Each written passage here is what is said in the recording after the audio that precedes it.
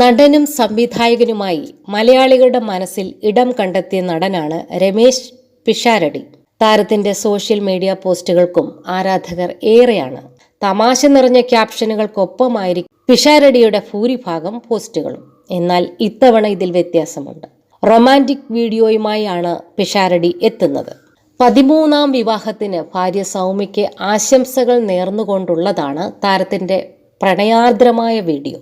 അധിപൻ സിനിമയിലെ മോഹൻലാലിന്റെ ഡയലോഗ് ചേർത്താണ് വീഡിയോ തയ്യാറാക്കിയിരിക്കുന്നത്. സൗമ്യയ്ക്കൊപ്പമുള്ള മനോഹരമായ ചിത്രങ്ങൾക്കൊപ്പമാണ് പോസ്റ്റ്.